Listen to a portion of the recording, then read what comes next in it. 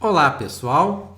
E nesses nossos estudos iniciais sobre o direito das coisas, vamos falar rapidamente sobre as principais diferenças entre o direito das coisas e os direitos obrigacionais que vocês já estudaram em período anterior, tá bom? Então, olha só, primeiro detalhe que talvez seja um dos mais importantes. Todos os nossos direitos reais do Código Civil estão no artigo 1225. Então, se vocês um dia tiverem que pesquisar quais são os direitos reais que estão no nosso Código Civil, é o artigo 1225 e mais nenhum outro.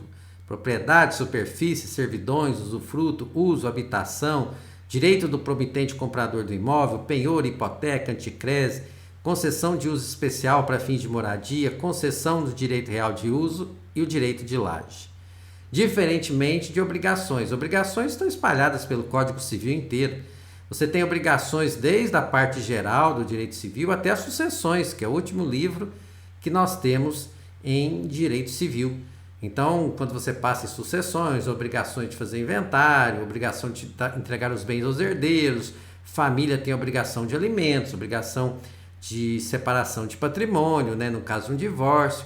Então, obrigações estão espalhadas pelo Código Civil, direitos reais, nós só temos um artigo que trata deles. Outra diferença, direitos reais só surgem da lei. E lei em sentido estrito, viu, pessoal? É a lei mesmo, não existe outra norma que pode gerar direitos reais.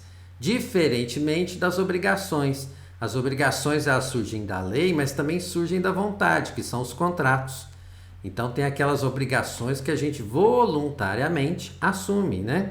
Então são os contratos. Outra diferença, os direitos obrigacionais, eles em regra só têm efeito entre as partes que fizeram o contrato. Existem exceções? Existem, mas são exceções. Agora os direitos reais não, eles produzem efeitos contra todo mundo, né? Então, quando eu tenho um direito de propriedade, e esse direito de propriedade atinge a todos. Ninguém pode se julgar titular desse meu direito de propriedade. No mundo inteiro, só tem o Roberto que é dono daquele imóvel. Outra diferença, direito obrigacional é uma relação jurídica credor e devedor. Enquanto nós já falamos isso no nosso curso, os direitos reais é uma relação jurídica entre a pessoa e o objeto, entre a pessoa e a coisa.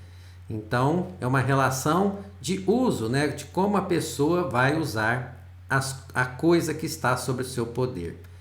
Outra diferenciação lá no direito obrigacional, vocês estudaram as prestações, que é o objeto das obrigações, são as prestações de dar, fazer e não fazer. Aqui nos nossos direitos reais, o objeto é uma coisa, é um objeto que vai ser usado pelo titular do direito real. E mudando aqui, direito obrigacional. Para que o direito obrigacional chegue ao seu bom final, precisa da colaboração do devedor. Então, o credor e o devedor têm que colaborar um com o outro para que a obrigação chegue ao seu final com sucesso, diferentemente dos direitos reais, que eu não preciso de colaboração de ninguém. A forma como eu vou usar minha propriedade só depende da minha vontade. E lógico, desde que não haja exageros, lógico que tudo na vida é um equilíbrio. Então o máximo que eu preciso é que as outras pessoas não me atrapalhem, é o que a gente chama de sujeição, que elas não interfiram nisso. Mas o uso não depende da colaboração de ninguém.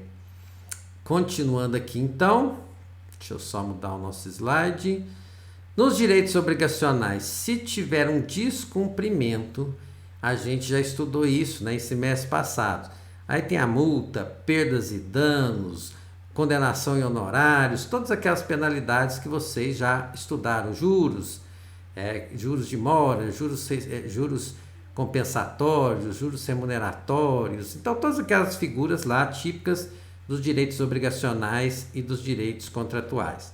Aqui nos direitos reais, se alguém descumprir, né, desrespeitar o meu direito de propriedade, surge para mim o efeito da sequela, que é um dos princípios dos direitos reais.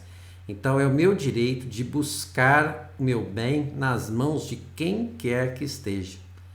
Então é isso que a gente chama de sequela, e é assim, quando há um desrespeito a um direito real de alguém, é essa consequência.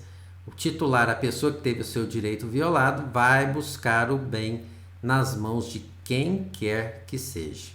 Perfeito? Então, essa comparação entre direitos obrigacionais e direitos reais, esses são os principais aspectos. Brigadão, pessoal!